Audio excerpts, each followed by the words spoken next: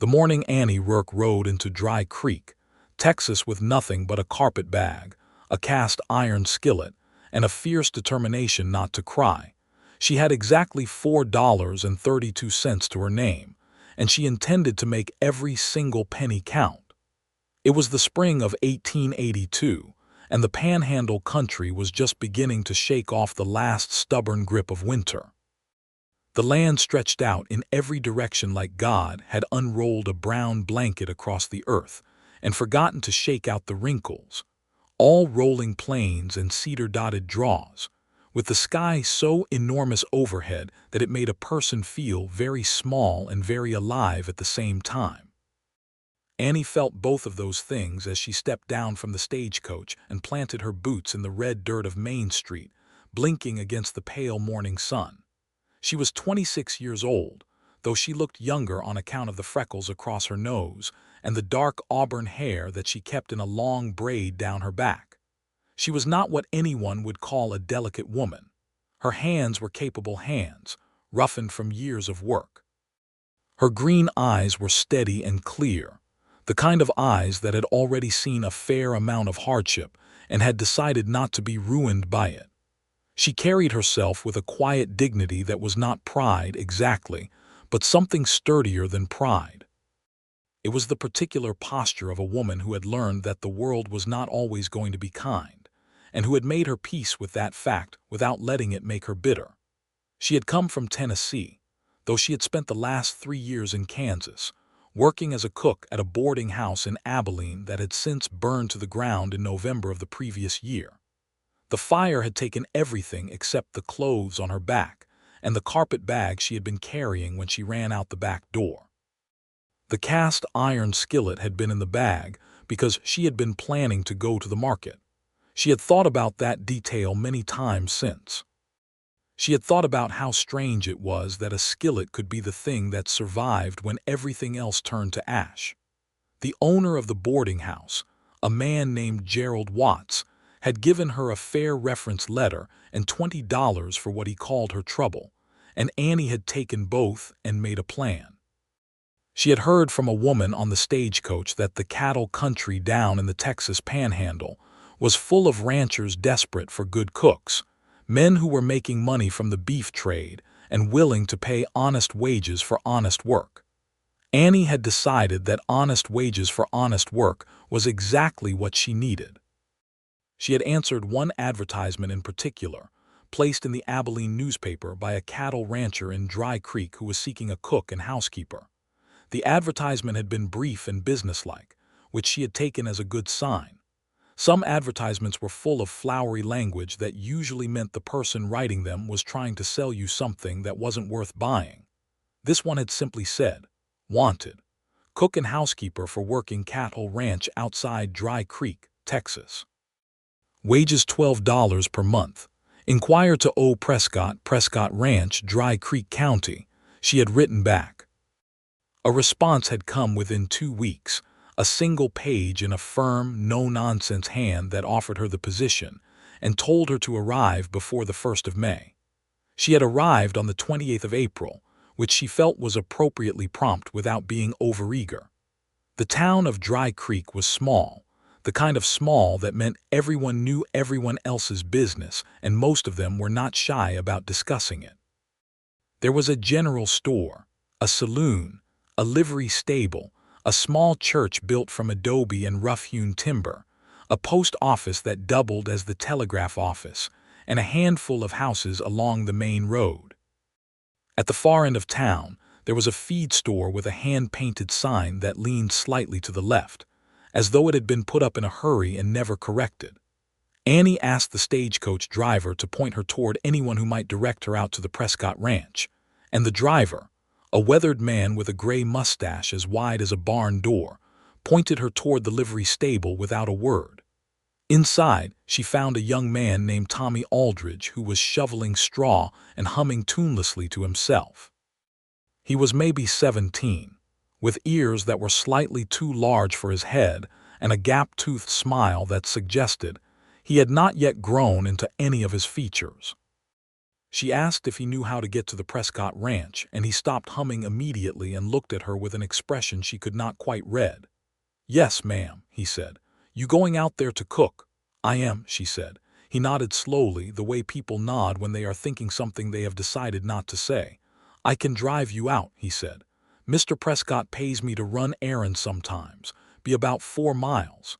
She thanked him and waited outside while he hitched up a wagon.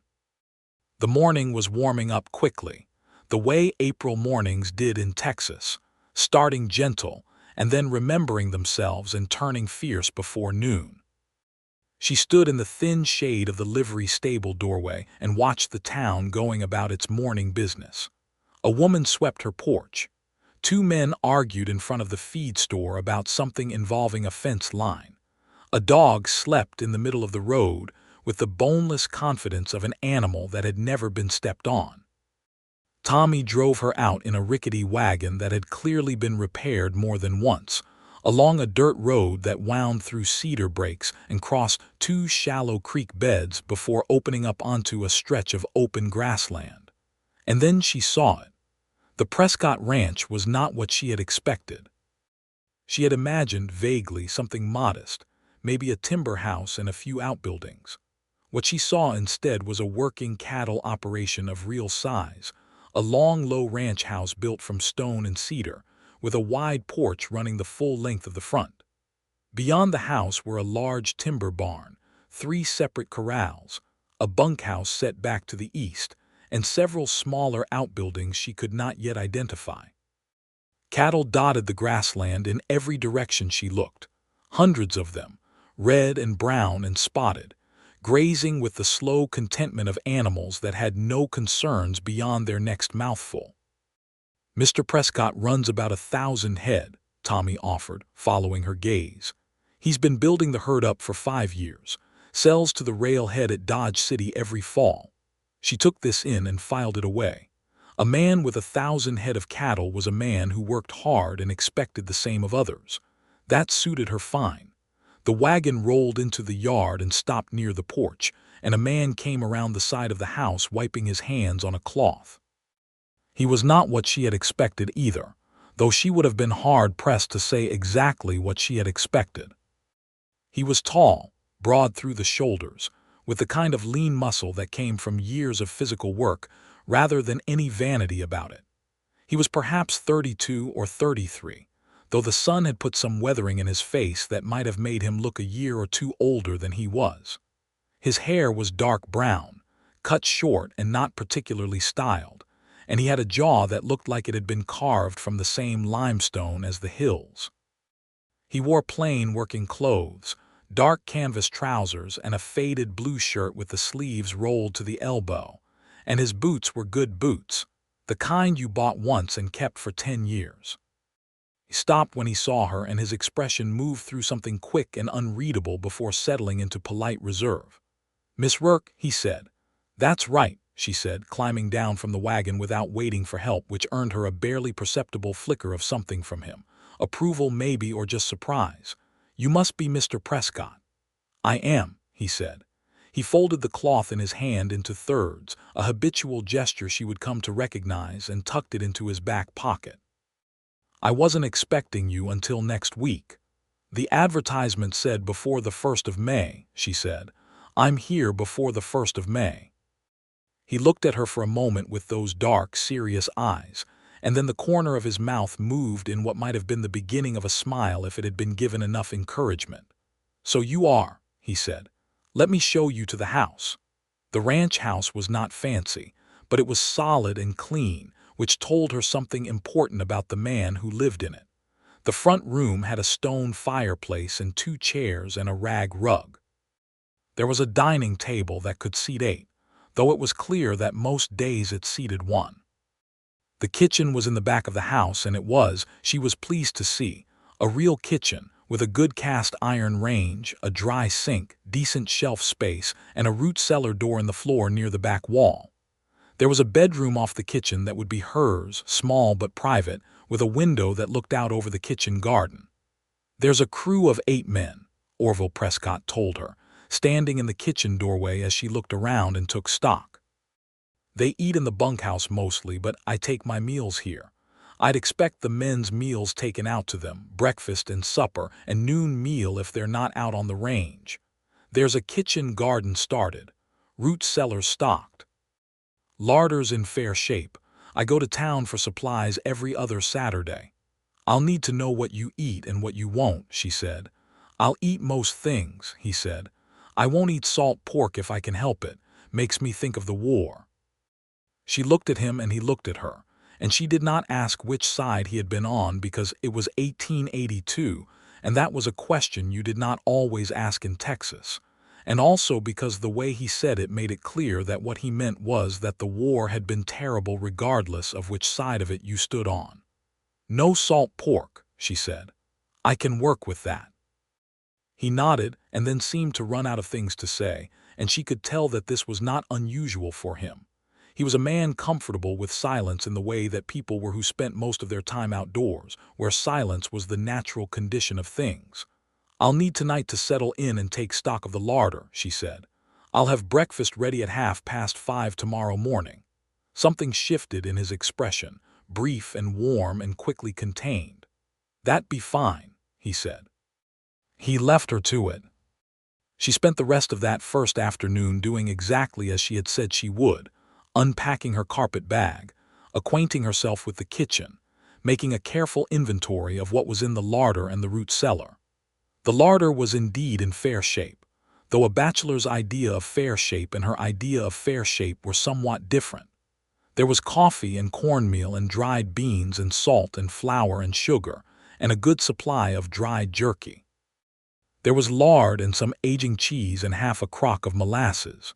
There were some dried herbs hung from the ceiling, sage and dried chili, which she thought was promising. But there was almost no variety and several things she considered essential that were entirely absent. She made a list in a small notebook she kept in her carpet bag, and when she was done, she went out to the kitchen garden. It was a proper garden, enclosed by a low stone wall, with good rich soil that had been turned recently. She could see evidence of last year's planting, the dried remnants of what had been a respectable crop of beans and squash and onions.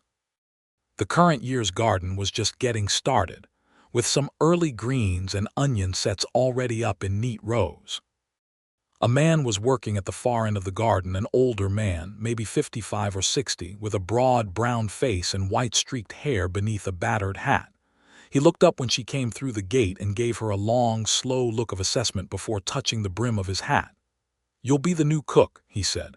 "Annie Rourke," she said. "You're one of the ranch hands." "Abel Gaines," he said. "I tend to whatever needs tending, have for 12 years. Mr. Prescott's father hired me before Orville took over the place." She liked him immediately, the straightforward way he spoke and the steadiness in his eyes. "The garden looks well started," she said. "Who planted it?" "I do the garden," he said, without any self-consciousness about it. "Orville can run a cattle operation from sunup to sundown without a second thought, but you put a seed packet in his hand and he'll stand there looking at it like it's written in Chinese." She laughed, and the laugh surprised her a little, coming out so easily after the month she had had. "I'd like to add some things," she said, "if that's agreeable." "Tell me what you need and I'll see it's done," he said simply. She returned to the kitchen and cooked herself a simple supper from what was on hand, cornbread and fried eggs and strong coffee, and sat at the kitchen table eating it alone in the long blue twilight while the sounds of the ranch settled around her. She could hear the cattle in the distance, that particular low, collective sound they made when they were content. She could hear men's voices from the bunkhouse, indistinct but companionable. An owl began somewhere out in the cedar breaks. She washed her dishes and went to her room and lay on the narrow bed, and looked at the ceiling and told herself firmly that she was going to be all right. She had said this to herself many times before and had always been right about it. She saw no reason to doubt herself now. She was right on schedule at 5:30 the next morning, and the smell of her cooking, strong coffee and cornbread baking and bacon sizzling in the pan and biscuits coming up golden in the oven, filled the ranch house before the sun had properly cleared the horizon. She had been up since 4:30 because that was what the job required, and because early mornings had never bothered her.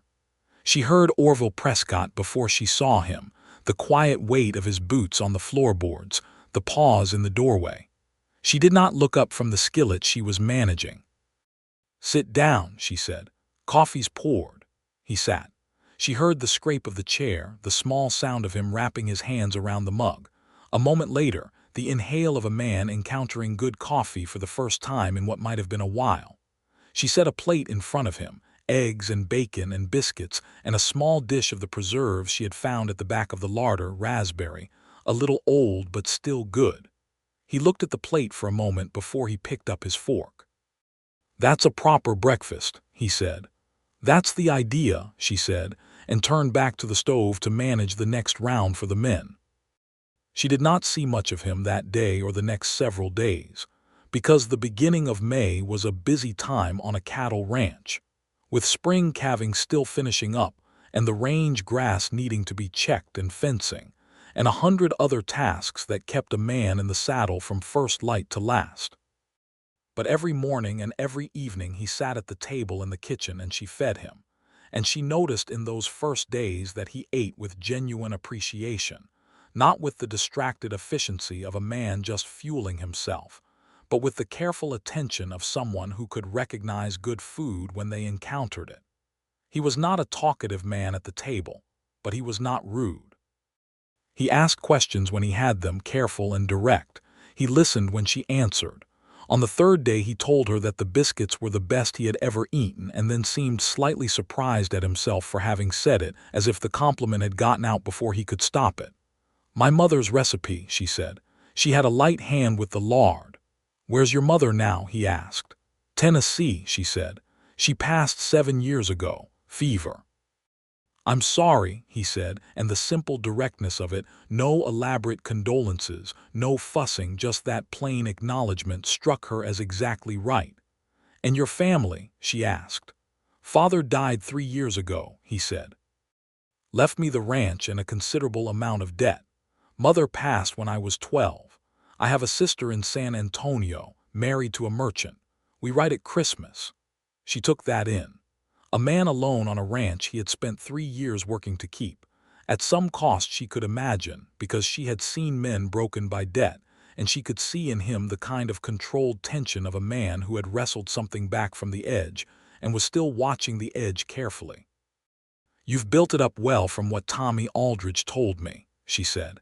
He looked at her with something that might have been wry amusement. "Tommy Aldridge talks a great deal for a 17-year-old boy," he said. "He does," she agreed pleasantly. "But he wasn't wrong." Orville looked at his coffee mug for a moment. "It's getting there," he said quietly, which she understood to mean that he was proud but too careful to say so plainly, and that suited her understanding of him just fine. The weeks rolled by in the particular way that weeks on a working ranch roll by, each one full enough of work and small events that they felt substantial, but shaped to the same rhythm, so that a month could pass before you quite noticed. Annie settled into the rhythm quickly because she was good at settling in, good at making herself necessary without making herself intrusive, good at understanding the particular shape of a household and fitting herself to it. She learned the men. Abel Gaines was her favorite, steady and knowing, and given to quiet observations that were consistently accurate. There was a young Mexican hand named Rodrigo who was 19 and homesick, and who brightened enormously when she started adding chili to the beans and making tortillas on Fridays. There was a red-haired man named Caleb Trent who was the best roper on the crew and who knew it, and was consequently somewhat difficult, though he was not genuinely unkind. There were 5 others, decent working men whose names she learned quickly, because she understood that knowing a person's name was the first step toward decent human relations. She learned the kitchen garden, adding herbs and a second row of beans and some squash hills, working with Abel in the early mornings before the real heat of the day set in. She learned the root cellar and the larder and the supply cycle.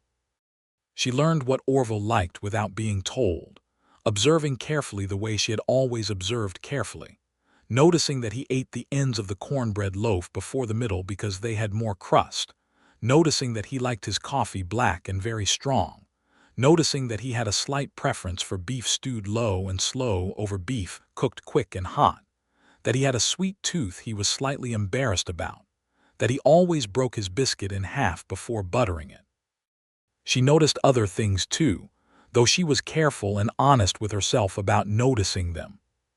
She noticed that he worked harder than any man on the ranch, putting in hours that would have flattened most men, and that he did it without complaining or drawing attention to it. She noticed that he was fair with the men, genuinely fair, not just in their wages but in the way he spoke to them, and listened when they had something to say. She noticed that he had a way with the horses that was almost gentle, that the animals trusted him in a way animals only trusted people who had never given them reason for doubt. She noticed that he was lonely, not dramatically lonely, not the kind of lonely that wore itself on its sleeve and made others uncomfortable. The quiet, habitual lonely of a man who had been alone for long enough that he had mostly stopped noticing it, except in moments when something reminded him. A laugh from the bunkhouse on a Saturday evening, the sound of the wind in the cedar breaks at night. She was careful about that noticing. She was a cook and housekeeper, employed at $12 a month, and she was determined to do that job well and let whatever else happen in its own time, or not happen at all. In June, the heat came down on Dry Creek County like a weight, relentless and absolute, the sky turning white at midday and the dust rising in the stock pens until the cattle stood in their own clouds. Annie adapted the cooking for the heat, making things that could be prepared in the early morning and didn't require the stove to be running through the hottest part of the day. Cold biscuits and cold roast beef, and good preserves and jars of sweet tea, she kept in the root cellar where the earth stayed cool. She made a cold pudding from molasses and cornmeal that Abel declared was the finest thing he had eaten since his grandmother's cooking, which she took as a very high compliment. One evening in late June, when the heat had finally broken and a storm had rolled in from the northwest, trailing lightning across the bruised sky and dropping the temperature 20 degrees in an hour, she was on the porch watching the lightning when Orville came and stood beside her. He had been out since dawn, and she could see the tiredness in him, the particular flatness of a man who has used everything he had. They stood side by side watching the storm move across the plain, the lightning writing white letters across the dark sky, the thunder rolling in long measured waves. The smell of rain on dry earth came ahead of the rain itself, that particular smell that is unlike anything else on earth. My father used to say that the Texas sky puts on the best show of any sky in the world, he said, not looking at her, looking at the storm. Was he right? She asked. I've only ever seen the Texas sky, he said, so I couldn't say for certain, but I believe he was. She thought about that, about a man whose world was large in depth and small in geography, who had looked at the same sky his whole life and found it enough. She thought there was something admirable in that. I've seen the Tennessee sky and the Kansas sky, she said. He was probably right. He turned and looked at her then, and the lightning illuminated his face in passing, and she saw something in his expression that she did not examine too closely, just registered it and looked back at the storm. You've moved around some, he said. I have, she said. Not by choice exactly. Things happened and I moved when they did. What kind of things? She considered. She was not in the habit of confiding in employers, and she was careful about what she said and to whom she said it. But there was something in the quality of his attention, the genuine quietness of it, that made her feel that what she said would be held carefully. My father passed when I was 19, she said. I had 3 younger siblings to help raise. We stayed in Tennessee until my mother got sick. When she passed, my sister was old enough to take over the younger ones, and I went north to Abilene to work. I was at a boarding house for 3 years until it burned in November. Is that when you came here? I came here in the spring, she said. I spent the winter with my sister. She married a good man. They didn't need me in the house, and I didn't want to be charity. He was quiet for a moment. The rain arrived then, a proper Texas rain, sweeping across the yard in waves, drumming on the porch roof. "That's not a small amount of hardship for one person," he said. "I don't think about it as hardship," she said. "I think about it as what happened. What I did next is what matters." He was quiet again, and she had the sense he was turning that over in his mind. "My father said something like that," he said, though not as cleanly. He used more words. She almost smiled. "Your father sounds like an interesting man." "He was a difficult man," Orville said, "but a good one. Those two things weren't in conflict for him." The rain came harder, and they retreated a half-step farther under the porch roof, shoulders nearly touching, watching the yard turn to a shimmer of running water and lightning. It was one of those moments that feels larger than itself, one of those moments you know even while it is happening that you will remember, though you cannot yet say why. She went inside when the rain began to blow onto the porch, said good night quietly, and left him there watching the storm. She lay in her narrow bed listening to the rain on the roof and told herself very firmly that she was an employee on a cattle ranch, and she was not going to be foolish about anything. She was somewhat less firm about it than she had been before the storm, but she told herself she was fine. July brought trouble in the form of a man named Harlan Riggs, who ran a smaller spread about 8 miles north of the Prescott Ranch, and who had been making noises for some time about the fence line between his land and Orville's. The dispute had apparently been running for 2 years, involving a creek and some disputed acreage that both men claimed their fathers had originally owned. It was the kind of dispute that was common enough in the panhandle country, where land records were imperfect, and claims were made on the basis of memory and handshake deals that had seemed perfectly adequate at the time. Riggs came to the ranch on a Monday morning in mid-July while Orville was out on the range, and most of the crew was with him.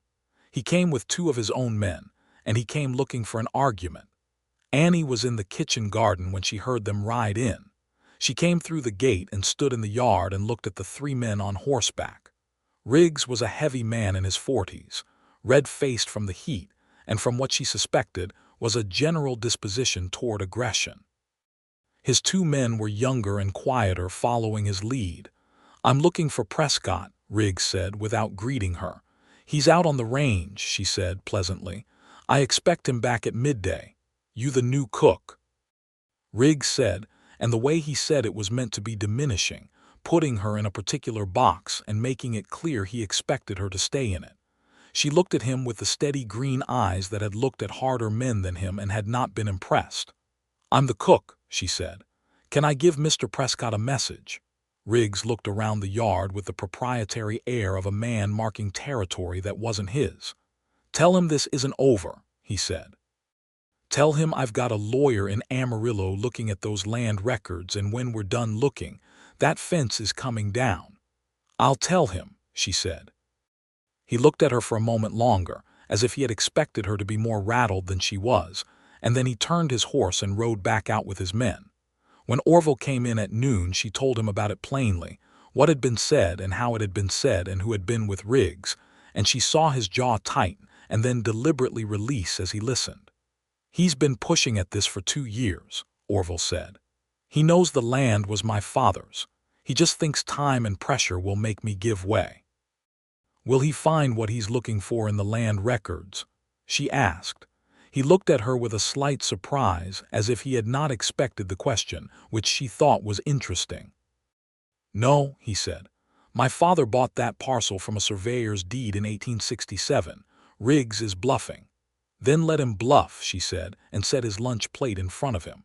"Beef and biscuits, and I found some dried apricots in the back of the larder that I stewed up with cinnamon." He looked at the plate and then at her, and the tight thing around his jaw eased further. "You're a very practical woman, Annie Rourke," he said, and it was the first time he had used her given name. She noticed that but did not comment on it, and went back to the stove. The Riggs situation resolved itself in August, not through lawyers, but through the intervention of a federal land surveyor who was passing through the county on other business, and agreed to look at the records in question. He confirmed what Orville had said.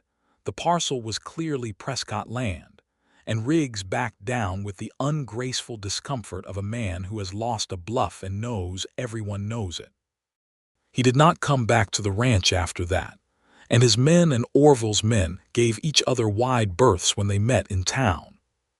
It was around this time that something in the household began to change, not dramatically, not in a way that anyone could have pointed to in a given moment and said, "There, that is where it shifted." But something shifted.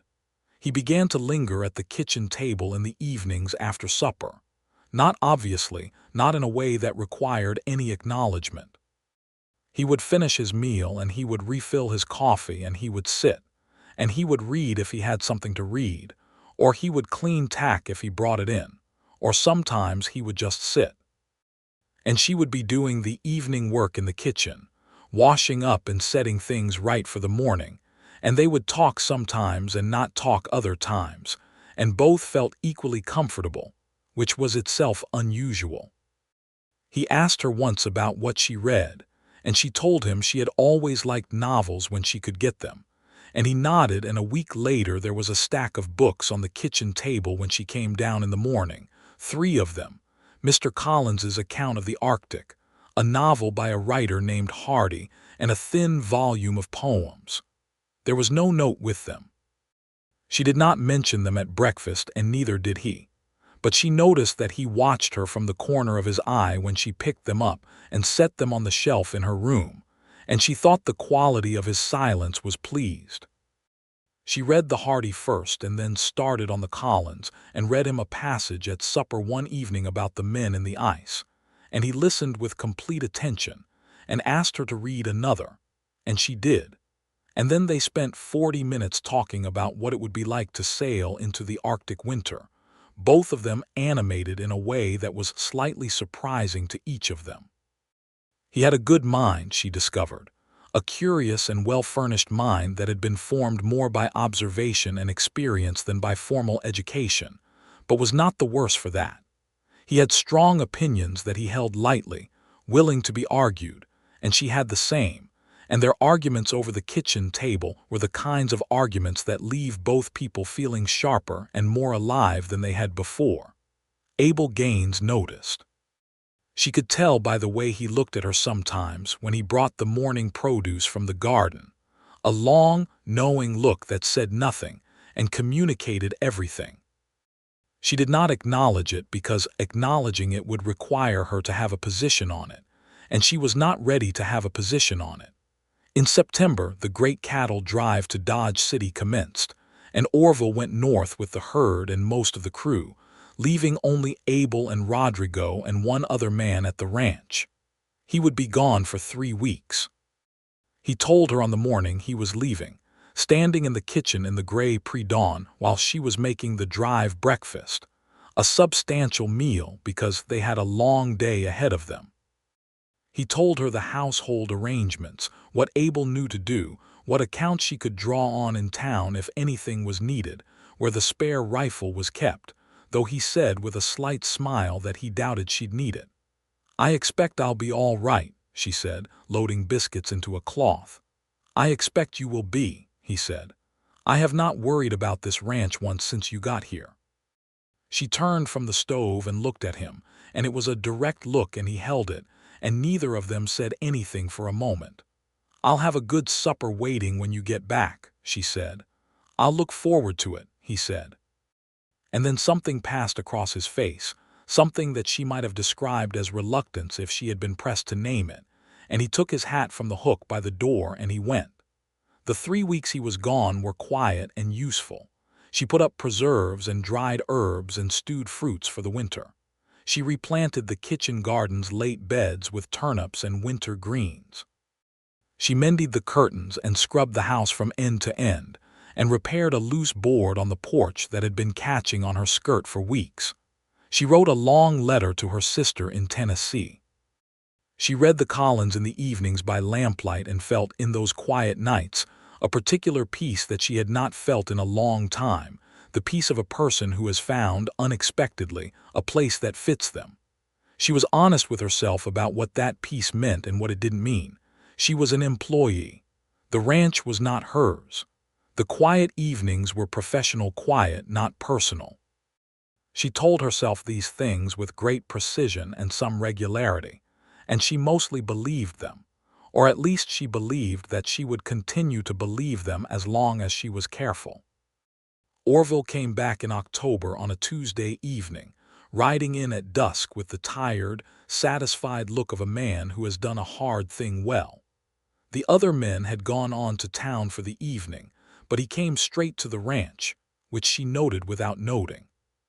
She had made the supper she had promised, pot roast that had been going low since noon, with root vegetables and gravy, and the last of the summer tomatoes she had put up in September, and fresh biscuits because there was always fresh biscuits, and she had learned this without being told.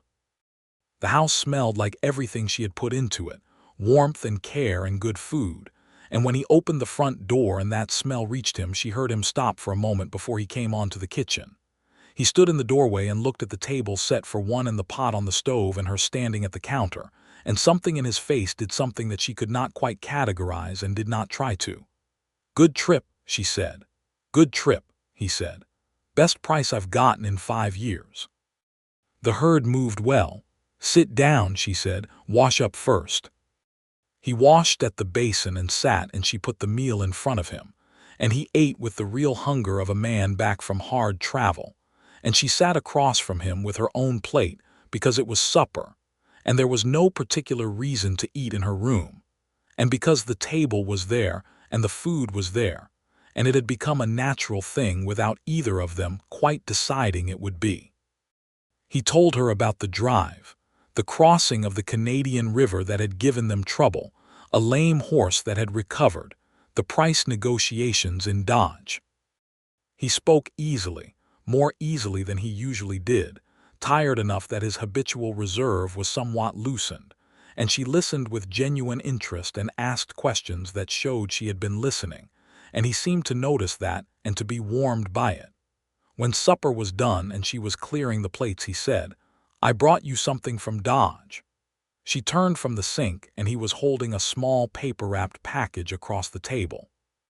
She took it carefully and unwrapped it and found a small bottle of vanilla extract and a 1/4 pound of good dark chocolate, the kind you could not get in Dry Creek, and a new novel she had never seen before, just published, he had been told. She stood there holding these things and felt something press hard against the inside of her chest, a warmth that she had been keeping at a careful distance for months and that had just gotten considerably closer. "You didn't need to do that," she said. "I know," he said. She looked at him. He was looking at the table, one finger tracing the grain of the wood, and his jaw had that particular set that meant he was deciding something or had decided something and was not sure how to say it. "Orville," she said, using his name for the first time. She had not planned to, it just came out. He looked up. "Thank you," she said simply. He nodded, and the line of his shoulders eased, and whatever he had been deciding seemed to settle. "Good night, Annie," he said, and went to bed. She stood in the kitchen for a long moment after his footsteps faded, holding the vanilla and the chocolate and the novel, and did not tell herself anything in particular. She just stood there in the warm kitchen and let herself feel whatever she was feeling and did not argue with it. October moved into November, and the ranch settled into the slower rhythms of autumn. The cattle sorted and moved to winter pasture, the heavy work of the drive done and the accounting and the planning for next year beginning. The mornings came later and the evenings came sooner, and the lamplight in the kitchen lasted longer, and somehow in those long-lit evenings the space between Annie and Orville had become something different than it had been. It was not marked. It did not have a moment she could have pointed to. It was more that one evening she looked across the kitchen table at him while he was reading, and he looked up and met her eyes, and neither of them looked away, and neither of them said anything. And after a moment she went back to her mending, and he went back to his book. But something had been said without words, something that they both understood had been said, and that could not be unsaid. She baked the chocolate into a cake one Sunday evening using the vanilla he had brought, and when she set it on the table he looked at it and then at her, and his expression was so unguarded for a moment that she had to look away to give him his privacy. "Where did you get chocolate?" he asked. "From Dodge City," she said mildly. The corner of his mouth moved. He cut a slice and ate it and was quiet for a moment. "That," he said, "is the finest thing I have ever eaten in this house." "Don't let Abel hear you say that," she said. "He's proud of his mother's biscuit recipe." "Abel's mother never made chocolate cake," he said, which made her laugh, and when she laughed he smiled, the real smile she had seen only a handful of times, the one that reached his eyes and changed the whole architecture of his face. And she thought that it was a very good smile, and that she was going to have to be honest with herself about several things soon. She was honest with herself on a cold night in November, lying in her narrow bed listening to the wind across the plains, the cedar brakes roaring in the gusts, the cattle lowing somewhere distant. She lay in the dark and she was honest. She was in love with Orville Prescott. She had been for some time, she thought, building quietly and steadily the way the best things built. She was in love with his seriousness and his fairness and his quiet humor and his good mind, and the way he was with the horses and the careful way he held his coffee mug, and the way he had brought her vanilla and chocolate and a novel from Dodge City without explanation or ceremony. She was also an employee of $12 a month. She thought about that for a while in the dark and the wind, and she decided that those two facts were simply both true and did not require immediate resolution.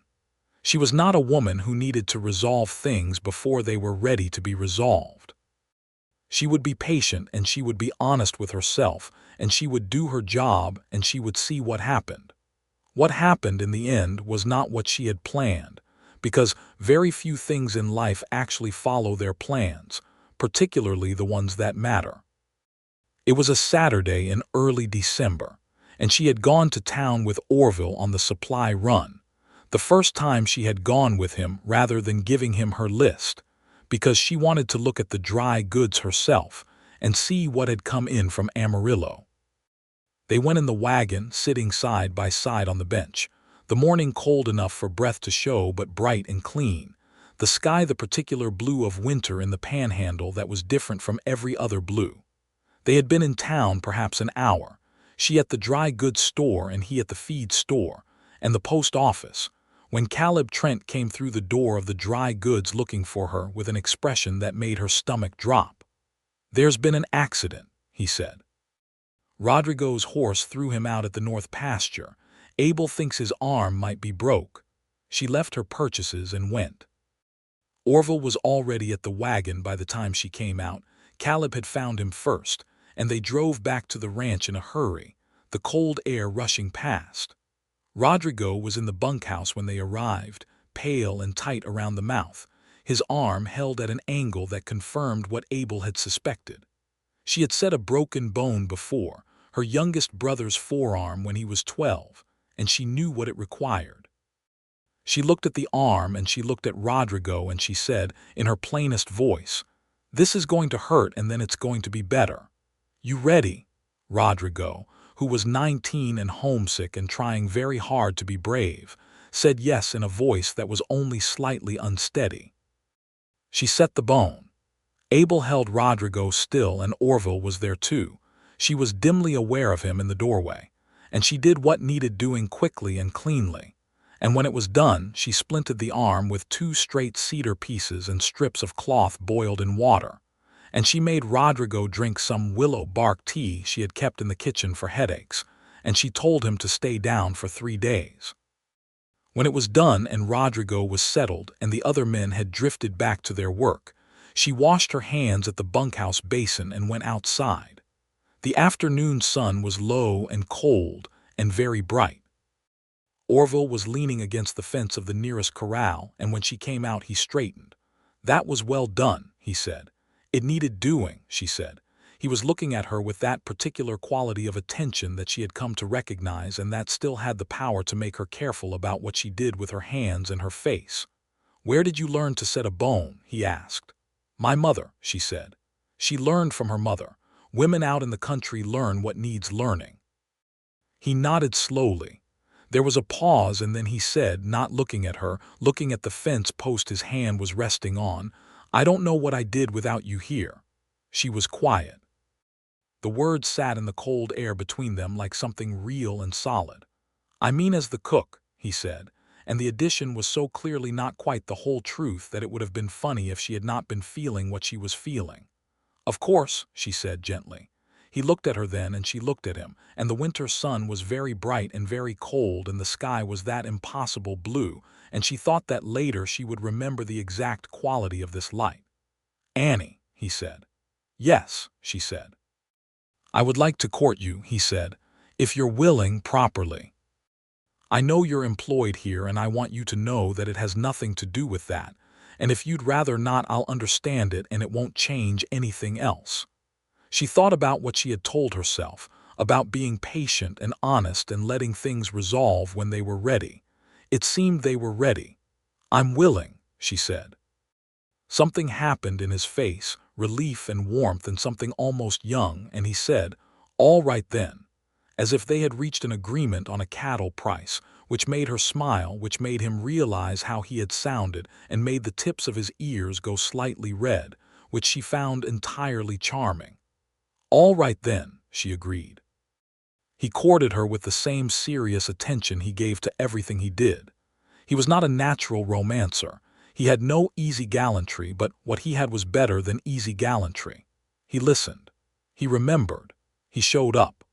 On Sunday afternoons, when the ranch work allowed, he took her riding, and she discovered that on horseback he was more himself than in any other situation, relaxed and natural in a way that the ranch house occasionally restrained. He showed her the land she had been living beside for 6 months but had not yet properly seen, the mesa to the south of the property, the creek that ran clear and cold along the east boundary, the valley where he had found 100 wildflowers in spring and planned to show her in March. He brought her things from town, not expensive things. He was not a careless spender, but thoughtful things. A particularly fine grade of beeswax candle for her room. A small tin of good tea from the general store's latest shipment. A pair of warm woolen gloves because he had noticed her hands were cold in the mornings. These small attentions landed in her heart with the weight of something much larger. She let herself be courted, and she also courted in return, in her own way. She made his favorite things without announcement.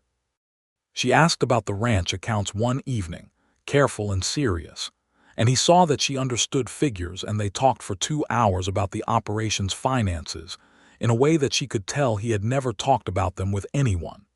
And at the end of it, he said that she saw the problem with the winter feed cost before he had said anything about it. And she said she had seen it in his face at supper the previous week, and he shook his head slowly in a way that meant he was genuinely impressed.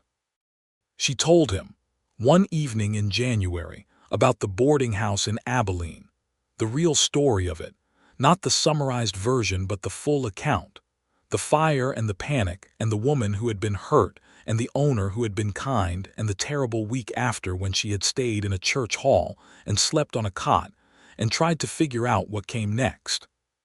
She told it plainly, without self-pity but without leaving out the fear either, because she had decided that if she was going to be honest with him, she was going to be actually honest. He listened without interrupting, which was characteristic. When she finished, he said, "You were 25 and alone in Kansas in the middle of winter with everything gone." "Yes," she said. "And you made a plan," he said. "I made a plan," she said. "And the plan led you here," he said, and the way he said it was very quiet and very specific, meaning not to Dry Creek or to Texas, but to here, this kitchen, this table, this conversation. "It did," she said. He reached across the table and put his hand over hers, just that, just the warmth of his hand on hers. And she turned her hand over and held his, and they sat like that for a while with the lamplight between them and the winter wind at the window. And she thought that she had never felt this particular quality of rightness with any other person in her life. February brought a hard, cold snap that froze the creek and kept the cattle huddled at the windbreaks. And there was a week where the entire ranch was consumed with keeping the herd alive, and the water supply unfrozen. Orville was in the saddle 18 hours a day for 4 days, coming in at night exhausted to the core, and she kept the stove going and the food ready at whatever hour he came in, and always there was hot coffee, and always there was something substantial and warm. On the 4th night of the cold snap, he came in just past midnight, moving stiffly from the cold, and she had kept soup warm on the back of the stove, and she poured it out and cut bread and brought it to the table and sat with him while he ate, and somewhere near the end of the bread he looked at her across the table and said, "I want to marry you." It was not how she had imagined it might be said. There was no ceremony to it. He was exhausted and cold, and there was bread and soup between them, and the wind was howling outside. But it was absolutely sincere. She could see that plainly. It was the kind of thing that comes out in the middle of exhaustion because the filters are down and only the true things can get through. "Orville," she said. "I know it's quick," he said. "And I know you have your independence, and I know you can do perfectly well on your own. I've seen you do it. I'm not asking because I need a cook, and I want you to be sure of that." "I know why you're asking," she said. "Do you?" he said, and there was something almost uncertain in it, a rare thing in him. "You love me," she said simply. He looked at her steadily and said, "Yes, I do." "Then I'll marry you," she said. He closed his eyes for a moment, just a moment, and she saw the exhale of something that had been held tight and then released. And when he opened his eyes again, she thought she had never seen him look quite like that, open and warm and very much hers. "You should know," he said, reaching across the table for her hand again, "that everything here is half yours. The ranch, the cattle, the land, everything I've built. I want the papers to reflect that." She shook her head. "Orville, that's not necessary." "I know it's not necessary," he said. "I want it. I want you to be my partner in everything, not my employee or my wife who is kept comfortable. My partner, half of everything I have." She looked at him for a long moment, reading the absolute seriousness in his face, the deliberateness of what he was saying, and she understood that this was his way of saying she was his equal, that she had earned it and he saw it and he wanted the world to see it too, in whatever form the world required. "All right," she said softly. He squeezed her hand. "Now finish your soup," she said, because she had to say something practical or she was going to cry, and she was determined not to cry. "You need to sleep." He finished his soup. The wind howled. They were both very happy. The cold snap broke in late February, and the creek thawed, and the cattle came through with minimal loss, which Orville credited to quick work by the men, and she privately credited to the fact that he had not stopped moving for 4 days. He was too modest about certain things, and she intended to spend a long time gently correcting that tendency. They married in March, in the small adobe church in Dry Creek, on a day when the sky was clear and achingly blue, and the wildflowers had just started to come up in the mesquite flats. The preacher was a barrel-shaped man named Reverend Collins who had a fine voice and a kind face, and he married them simply and warmly, with Abel Gaines and Tommy Aldridge, and several of the ranch hands as witnesses, and Rodrigo, whose arm had healed clean and who wept openly and unashamedly at the ceremony, which she found very touching. She wore her best dress, the dark green one she had kept from before the fire, and Orville wore a new coat he had ordered from Amarillo, dark and well cut. And he stood beside her at the altar and held her hand and looked at her with those dark, serious eyes that were not serious at all when they looked at her, but warm and sure and full. After the ceremony there was a meal at the Dry Creek Saloon, where the owner, a cheerful man named Buster who genuinely liked Orville and was pleased to see him looking so well, had set up tables and contributed 3 bottles of reasonable whiskey and some passable wine that he had been keeping for a special occasion. Annie's cooking was represented in the form of 2 cakes she had made the day before and brought in the wagon, and the men from the ranch ate and drank and told stories and laughed until the evening came down, blue and soft, over the panhandle. Orville stood beside her through most of it, his hand at her back, and when Caleb Trent gave a toast that was somewhat rambling but genuine, and ended by saying that Orville Prescott was the luckiest man in the panhandle. Orville said quietly in her ear, "He's right, you know." And she turned and looked at him and thought that she might actually argue with that because she could not imagine herself any luckier than she was at this moment. But she decided to let him have it. The spring came in full and beautiful that year, the wildflowers coming up thick in the valley he had promised to show her. And he showed her, the two of them on horseback one Sunday afternoon, riding down into the valley where the Indian paintbrush and the bluebonnets and the yellow daisies spread out in carpets between the mesquite trees. And she sat on her horse and looked at it and felt the particular feeling of someone who has arrived somewhere they did not know they were looking for. The ranch began to change with her full partnership, not dramatically, not in ways that anyone would have pointed to and said, "There, that is what a woman does with a cattle ranch." But the accounts were better organized than they had been, partly because she had a clear head for figures and an organized habit of mind, and the supply arrangements were more efficient, and the bunkhouse men were better fed and consequently more settled, and a half-acre of the land that had been lying fallow near the east fence was turned into a kitchen garden and truck garden that produced enough vegetables through the summer that she began selling surplus to the general store in town, which brought in a modest but consistent additional income that surprised Orville when she told him. "You've been selling tomatoes," he said, "and beans and winter squash and cucumbers," she said. "Abel helps." Rodrigo built the delivery cart. He shook his head slowly in that way that meant he was impressed and was slightly undone by it. "You have been busy," he said. "You gave me half a ranch," she said. "I intend to earn it." "You earned it long before I gave it to you," he said. They were sitting on the porch in the late evening, the summer twilight drawing out long and lavender over the plains, the air carrying the smell of grass and cattle and the particular cedar scent of the breaks. He had his arm around her shoulders and she was leaning against him, and the easy comfort of it, the naturalness, was something she had not dared to hope for and had got anyway. In the fall she told him she was carrying their child, and she told him in the kitchen in the morning, setting his coffee down and then standing on the other side of the table and looking at him with great directness, because she was not a woman who made announcements by halves. He sat very still for a moment, and then his face did something she had not seen it do before, a sudden, complete, unguarded joy that he did not try to contain. He stood up and came around the table and took her face in his hands, those large, capable hands gentle as anything, and looked at her for a long moment before he kissed her forehead and then her cheek and then her mouth, and she held his wrists and felt his pulse under her thumbs, quick and warm. "We're going to need a bigger room," he said, against her hair. "We're going to need several things," she said, laughing. "Let me make you a list."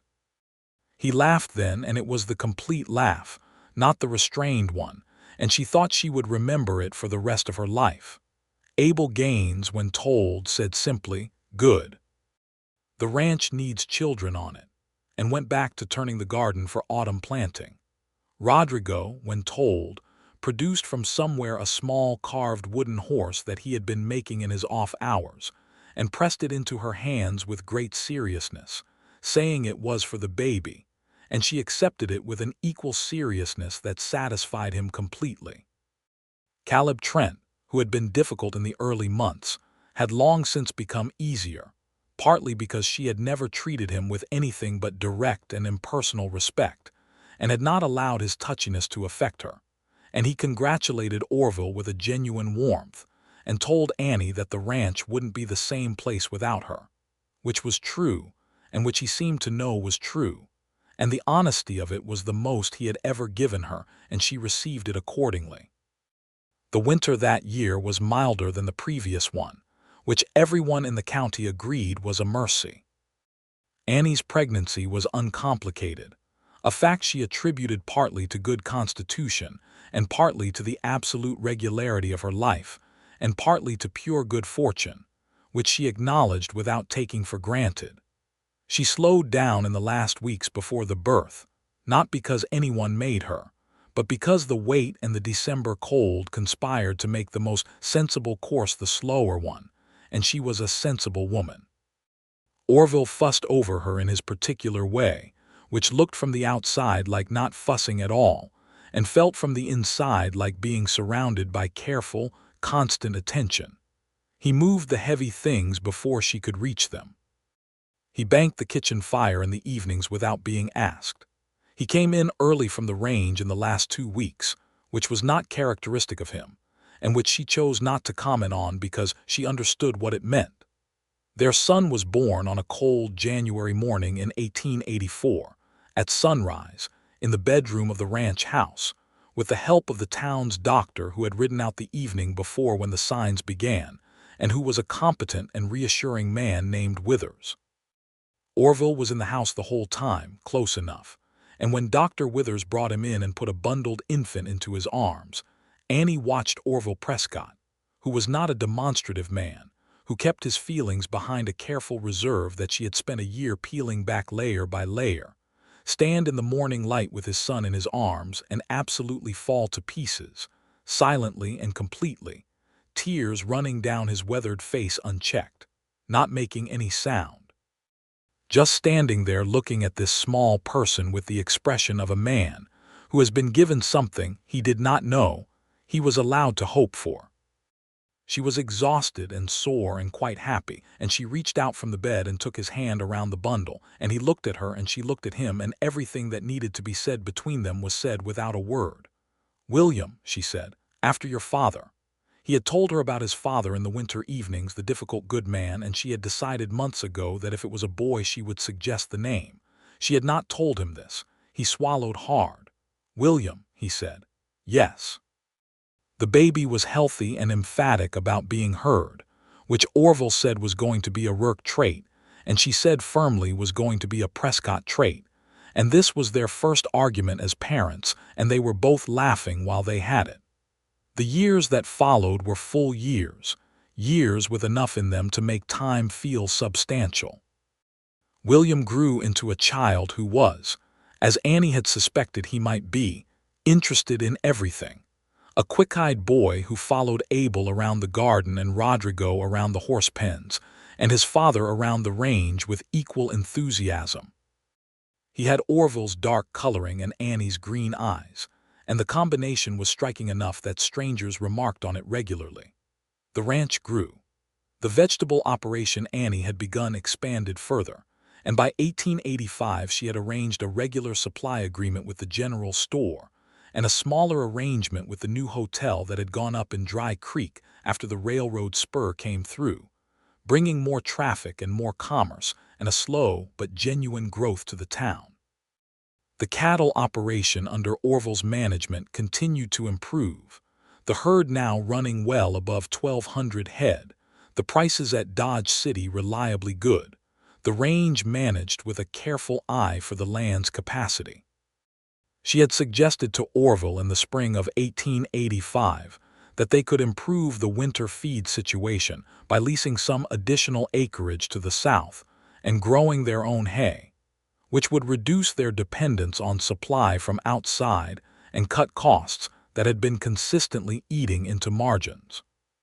She had the figures worked out in the notebook she kept for the ranch accounts, which she had taken over from him about a year into their marriage, not because he could not do them, but because she was better at it and they both knew it, and he had accepted this with the practical grace that characterized his best qualities.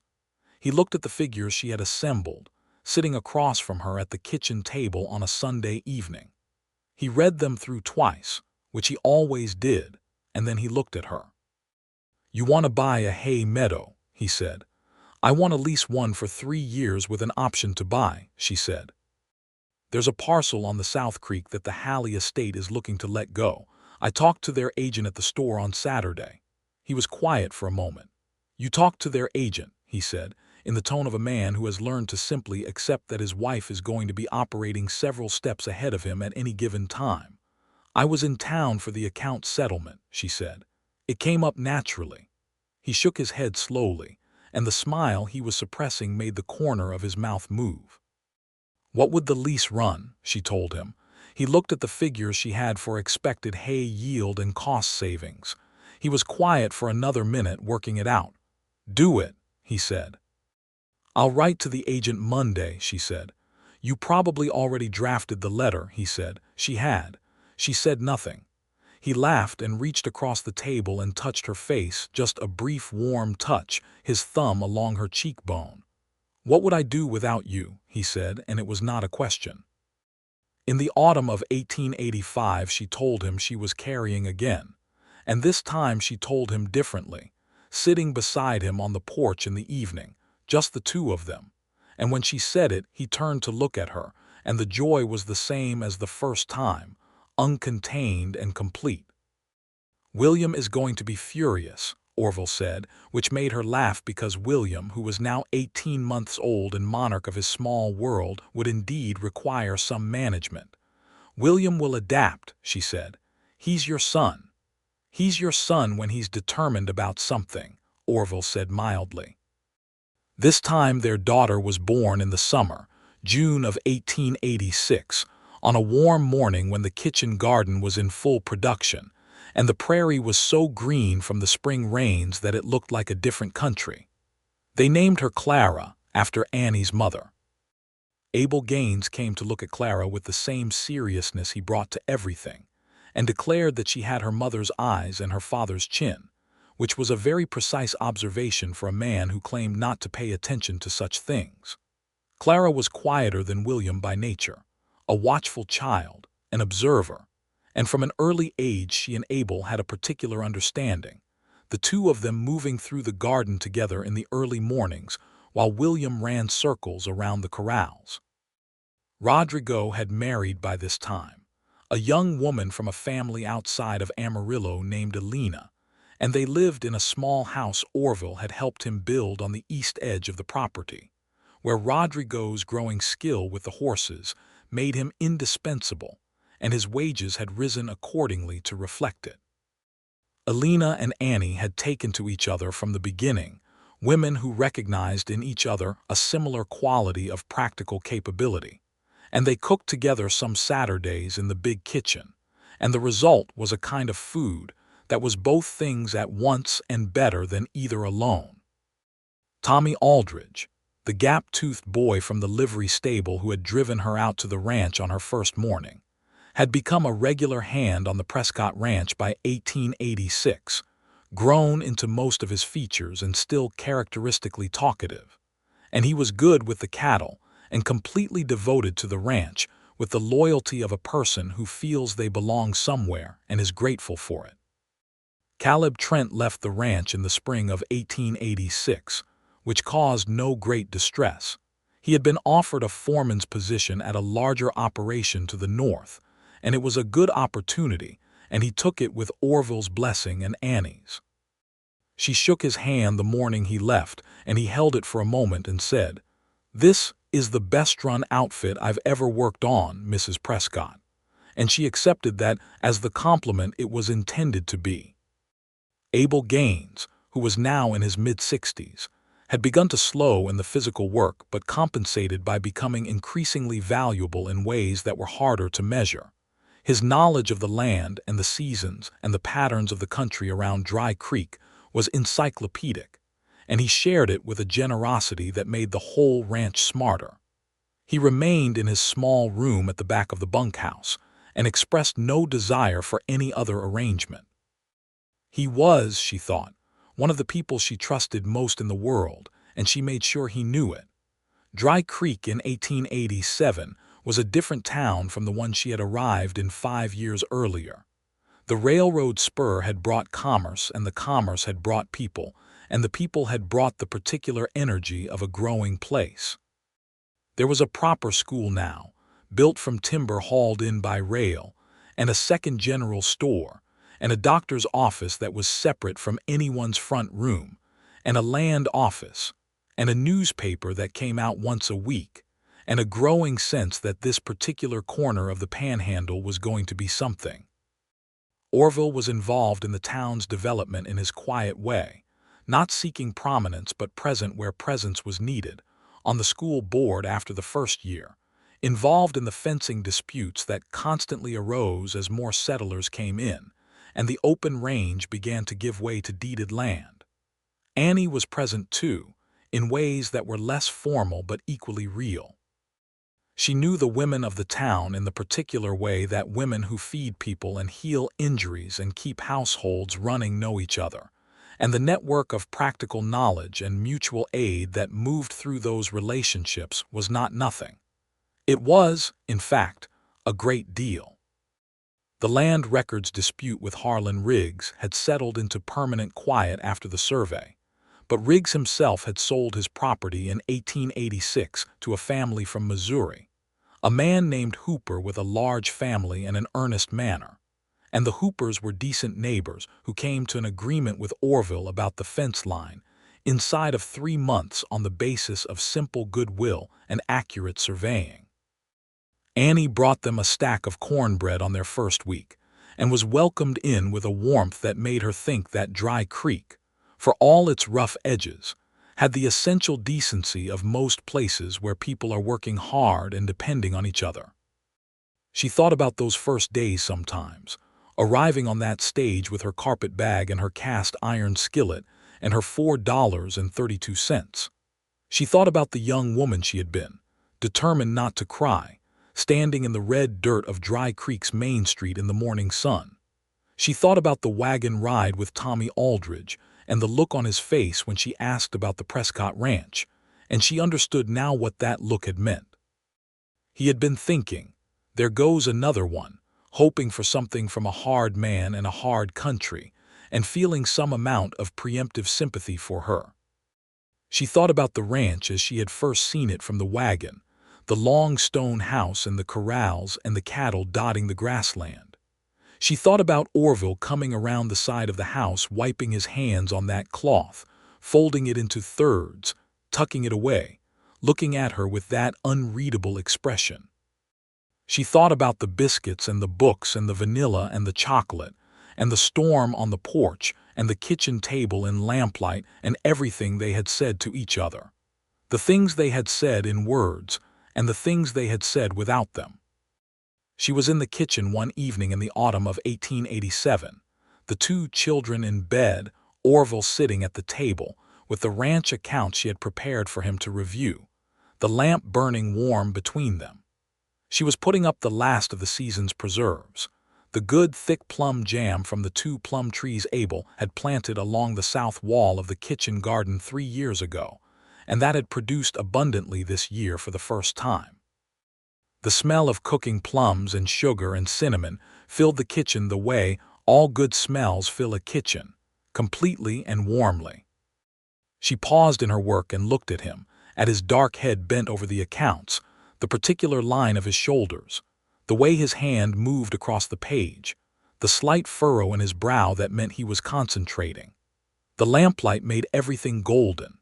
The children were sleeping in the next room, and Clara had made a small sound a few minutes ago that meant she was dreaming but not distressed, and William was the kind of sleeper who could go down like a stone and stay there. Orville looked up and caught her looking, and he did not say anything for a moment, just looked back, and something moved through his face that she knew now as well as she knew her own, that particular warm seriousness that was his version of everything tender. "The hay lease is paying out," he said. "The feed costs are down 14%. "I know," she said. "I wrote the figures." "I like hearing you say them," he said. She turned back to the jam and stirred it, and she could feel him still watching her, and she let him. The fire was warm and the jam was coming to set, and somewhere out in the October night a coyote called across the plain and another answered from the cedar breaks, and the ranch was quiet around them, the ranch that was half hers, half his, the ranch they had built together without quite intending to build it together, which was perhaps the best way to build anything. "Orville," she said. "Yes," he said. "I'm glad I answered that advertisement," she said. She heard his chair move, the quiet sound of him standing, and then his hands on her shoulders from behind and his chin against her hair. "So am I," he said, "every day." She covered one of his hands with hers, and they stood like that while the jam came up to set, and the coyotes talked back and forth across the dark plain, and the lamp burned steady in the window of the ranch house on the Dry Creek County land that was hers and his equally.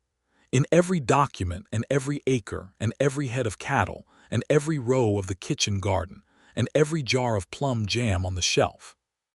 The woman who had arrived with a carpet bag and a cast iron skillet and $4.32, and who had not left at all, who had stayed, who had put down roots deeper than she had known she was capable of putting down, and who was, on this autumn evening in 1887, exactly as happy as a person can be.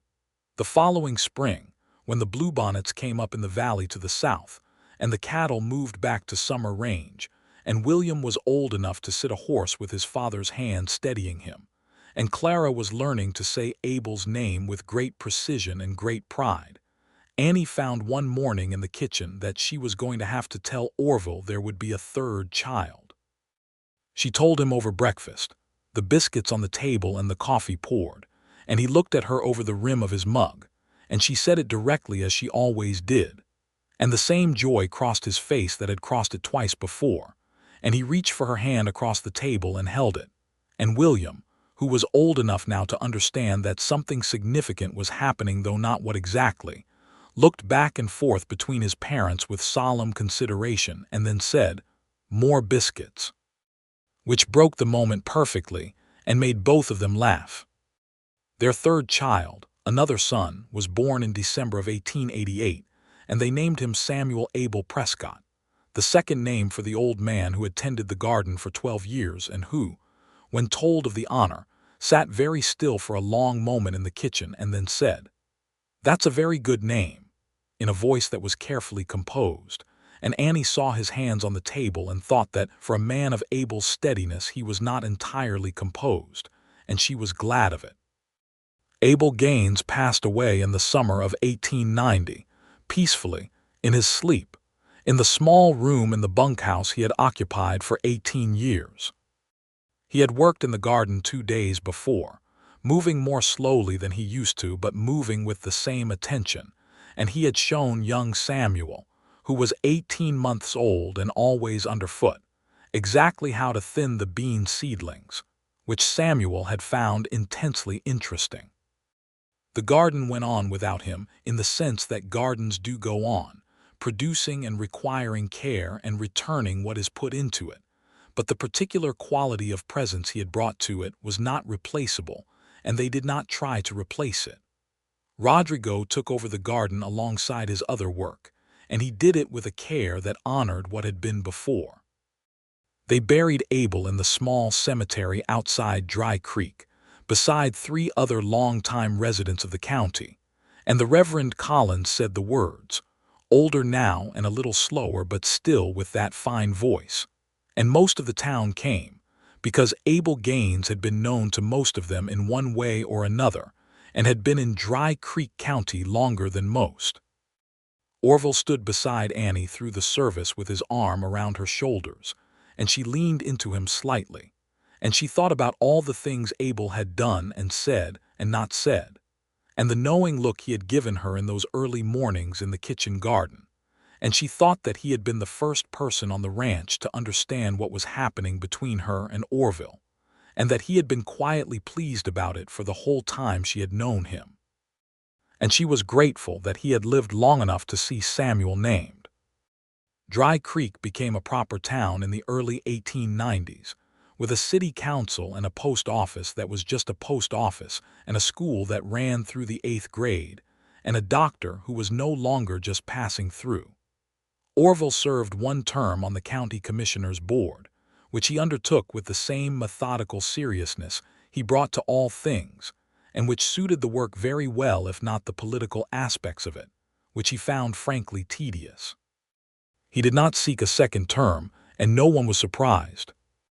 Annie, by 1892, had a standing arrangement with 3 establishments in town for the vegetable supply from the ranch garden, now substantially expanded from what it had been, and she had begun a small but regular correspondence with a woman in Amarillo who was organizing a group of women to petition the county for a lending library, which Annie thought was a fine idea, and supported with a cash contribution and a regular supply of books she had finished reading.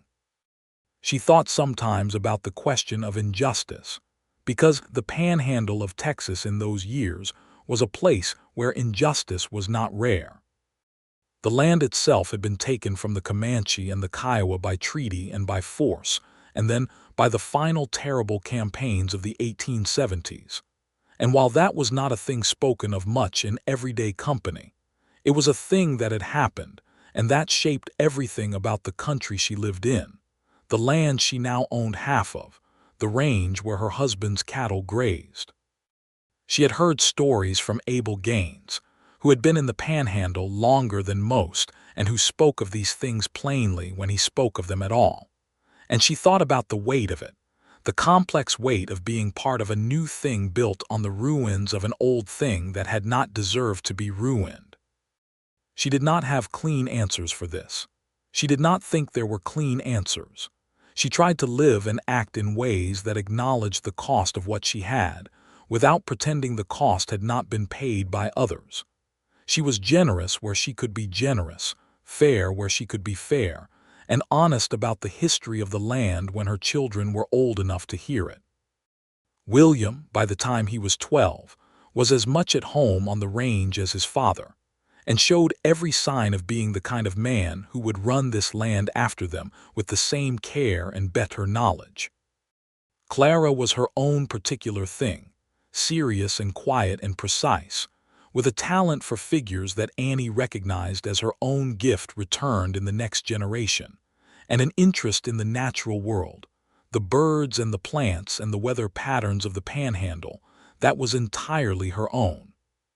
Samuel was the talker, the sociable one, the one who knew everyone in Dry Creek by name and who could sell a man something the man hadn't known he wanted, which Orville said was a Rourke trait and Annie said was simply called being charming. On the 10th anniversary of their marriage, in March of 1892, Orville did something completely unlike himself. He arranged, without telling her, for Elena and Rodrigo to take the children for the day, and he arranged for a wagon to take them to the valley to the south where the wildflowers came up in the spring. And on that March day with the sky, its impossible blue, and the Indian paintbrush, and the bluebonnets spreading across the valley floor. He spread a blanket on the grass and produced from somewhere a bottle of wine that he had clearly been planning for some time and 2 glasses that he had wrapped very carefully in cloth so they would not break, and a cake that she recognized with amazement as one of her own recipes, which he confessed that Elena had made under his supervision, which she chose not to question because the thought of Orville supervising the making of a chocolate cake was entirely too dear. They sat in the valley of wildflowers and drank the wine in the March sun and ate the cake and talked about the 10 years, not in a formal taking stock way, but in the easy way of people who have been living a life together and find it pleasant to remember particular moments of it. He told her that he had known, by the end of her first week at the ranch, that she was someone different from everyone he had ever met, and that he had been determined not to do anything foolish about it, and that he had failed at this determination fairly decisively and was glad of it. She told him that she had loved him before she admitted it to herself, and that the storm on the porch had been when she admitted it to herself, and that she had spent several months after that being extremely sensible and correct about everything, and that the books he had brought her from Dodge City had made this significantly harder. He looked at her with those dark eyes that were so warm when they looked at her and said, "You are the best thing that ever happened to this ranch," and then paused and said, "That's not what I mean." "I know what you mean," she said. "You're the best thing that ever happened to me," he said. She leaned over and kissed him in the valley of wildflowers while the March sun came down, and the bluebonnets spread in every direction, and she thought about the morning she had arrived in Dry Creek with a carpet bag and a cast-iron skillet and $4.32, and the ranch on the hill, and the man who had come around the side of the house wiping his hands on a cloth, and everything that had happened in between. The storm and the biscuits and the books and the cold snap, and the kitchen table and the children, and the hay meadow and Abel's garden and the years and all of it. And she thought that a person could spend a long time planning their life and still not arrive at anything as good as what arrived when they just showed up in a place and did their work and let the rest find them. They drove home in the late afternoon, the valley falling behind them, the ranch ahead, its stone walls catching the late sun, William and Clara and Samuel appearing from behind the barn as they came into the yard, running to meet them with that particular energy of children who have been good all day and are ready to stop being good, and Rodrigo and Alina behind them in the doorway of the small house with their own youngest on Alina's hip. And the whole working, breathing, living thing of the Prescott ranch around them in the long golden light.